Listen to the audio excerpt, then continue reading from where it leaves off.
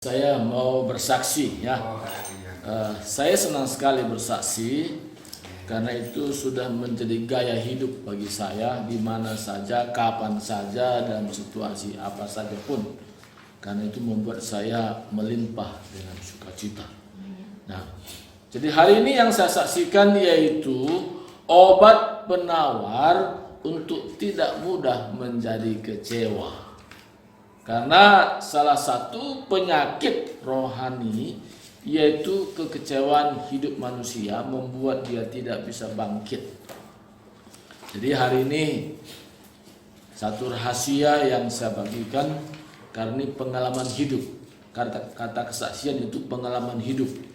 Nah, jadi yang pertama, untuk kita tidak menjadi kecewa, jangan terlampau mengharapkan besar apa yang kita putuskan. Jadi kecewa itu oleh karena harapannya tidak seperti apa yang terjadi, ya. Jadi pertama untuk tidak menjadi kecewa yaitu keputusan yang benar. Jadi kecewa itu itu keputusan. Jadi dalam hidup ini perlu kita membuat satu keputusan yang benar. Kita tidak keputusan asal-asal menurut kata si A atau kata si B. Sebagai contoh pengalaman hidup saya sudah membuat keputusan di tempat kami, yaitu tempat pelatihan orang-orang menjadi pemenang jiwa.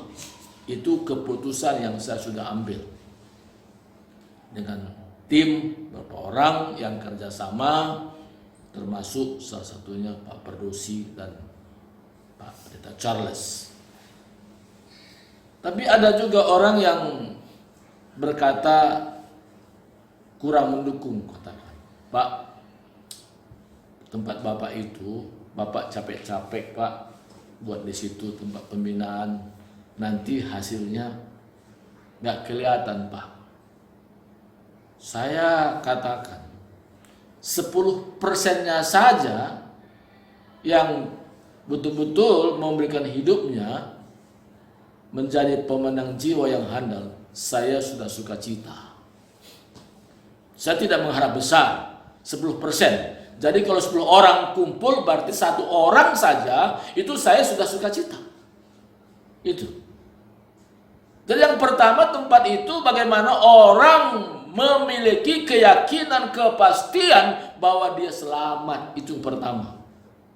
Karena itu kehendak Tuhan. Karena masih banyak orang yang sudah bertahun-tahun menjadi orang percaya, tapi tentang keyakinan saja masih Allahu alam. Katanya, apakah Anda yakin pasti masuk surga kalau meninggal?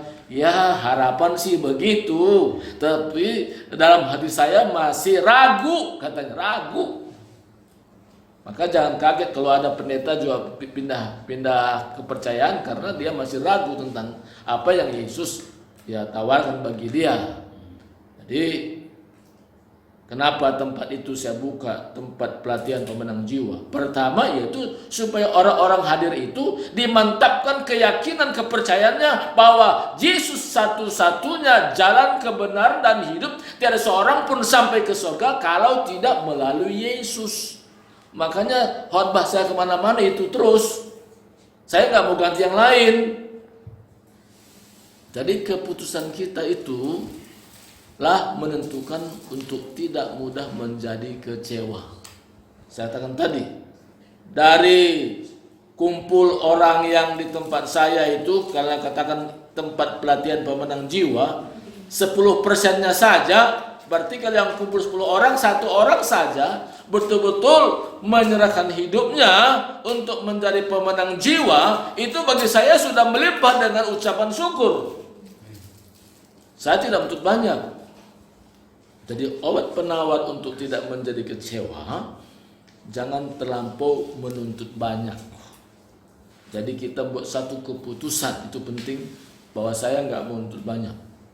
Jadi keputusan kita lah menentukan apakah kita kecewa dan tidak. Karena kita kadang-kadang terlampau menuntut banyak dari apa yang kita sudah putuskan. Apa yang kita harapkan, kita menuntut banyak. Tidak, sedikit aja, kecil aja.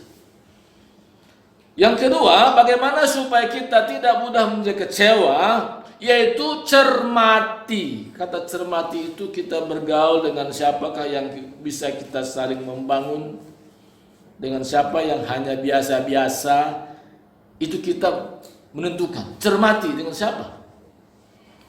Saya agak sedikit kaget dengan satu pernyataan kawan, ya, sama hamba Tuhan. Dia bilang, saya Pak Pendeta, saya tidak mau seperti Bapak terlampau tegas. Saya lihat dulu, apakah ini menguntungkan bagi saya tegas. Kalau tidak menguntungkan, ya saya lembek-lembek aja. Tapi saya katakan, kalau saya beda, kalau ini kebutuhan orang banyak, saya tegas. Karena saya hidup bukan untuk diri saya. Saya hidup untuk Tuhan dan prakteknya untuk orang banyak. Karena hidup Tuhan yaitu aplikasinya untuk orang banyak. Jadi saya tegas. Memang itu yang penting Pak, memang. Tapi saya belum bisa. Saya akui. Memang kalau dia belum bisa, kita mau paksa apa? Maka kita jangan untuk orang seperti itu. Tapi maka cermati kepada siapa kita betul-betul kita buat partner, menjadi teman sejawat, supaya visi misi Tuhan itu tercapai. Ini yang penting. Dicermati, bergaul tuh bagaimana. Saya banyak kawan, tetapi nggak semua dekat. Ada beberapa orang yang saya dekat, ada yang hanya kawan biasa, hanya tahu nama, udah selesai. Dicermati.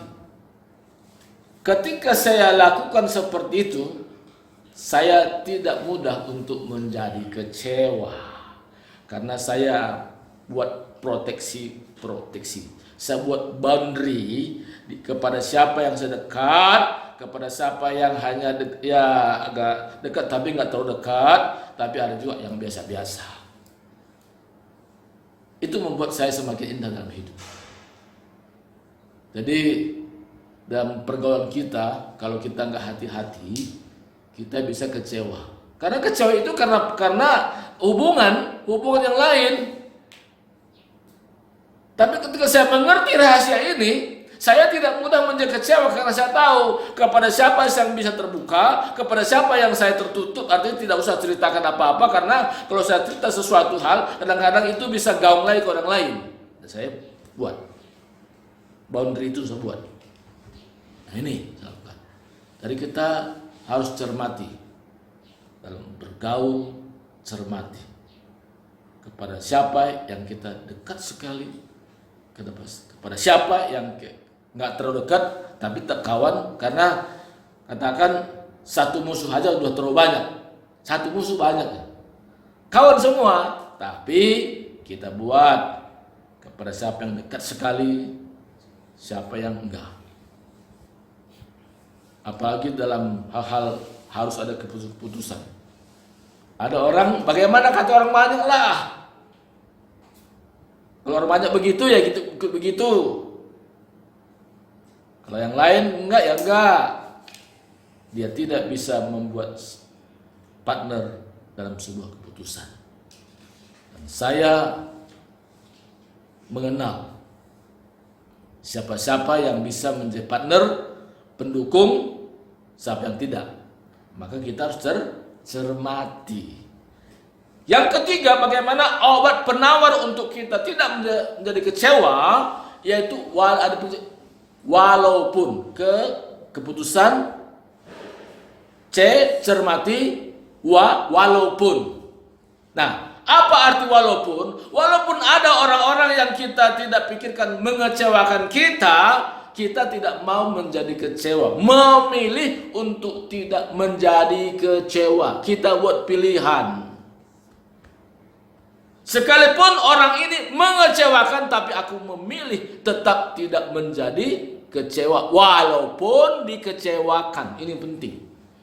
Karena kita ini punya kemampuan untuk dalam memilih kecewa atau tidak kecewa. Dan saya buat keputusan memilih untuk tidak kecewa, walaupun ada orang-orang yang saya tidak pernah harapkan dia mengecewakan, tapi itu terjadi, saya memilih untuk tidak menjadi kecewa. Maka Tuhan katakan, berbahagialah orang yang tidak menjadi kecewa. Ketika saya mengetahui prinsip-prinsip ini, saya merasakan dari hari ke hari keindahan dalam hidup ini. Jadi bukan hanya nyanyian saja, tapi memang pengalaman hidup saya sungguh indah dalam hidup ini. Jadi kenapa saya ini baik buat kita semua? Supaya kita punya pengalaman yang semakin meningkat dan tidak mudah untuk dikecewakan juga. Karena pasti kita masing-masing punya pengalaman bagaimana dikecewakan, ya. Pasti. Tidak ada yang tidak pernah dikecewakan. Tapi bagaimana? Obat penawar, tidak mudah menjadi kecewa. Prinsip ini harus ada. Prinsip apa? Keputusan kita. Kita cermati dalam pergaulan. Dan walaupun ada hal-hal yang mengecewakan, buatlah pilihan. Aku tidak mau menjadi kecewa. Makanya penting kita berdoa, Tuhan, mampukanlah aku untuk tidak menjadi kecewa. Walaupun di sekitarku mengecewakan. Tapi Tuhan membuat saya mampu untuk tidak menjadi kecewa. Jadi pentingnya kita berdoa, yaitu supaya kita menjadi kuat karena ada kekuatan Tuhan melimpah-limpah. Maka juga katakan dalam firman Tuhan, segala perkara dapat kutanggung di dalam Yesus yang memberikan kekuatan kepadaku. Yaitu dalam prinsip-prinsip tidak menjadi kecewa, kita bisa memilih dan kita bisa kuat. Dan inilah pengalaman hidup saya, ya, dalam hal mengikut Tuhan sebagai hamba Tuhan, pelayan Tuhan. Karena saya bergaul banyak orang, bukan hanya dalam negeri tapi luar negeri juga saya bergaul juga. Tapi dengan prinsip-prinsip ini saya rasakan indah. Dan saya katakan, Tuhan, aku bangga memiliki Engkau. Karena Tuhan berikan saya kemampuan ini. Haleluya, inilah kesaksian saya. Serahkan lagi kepada Lord, ya.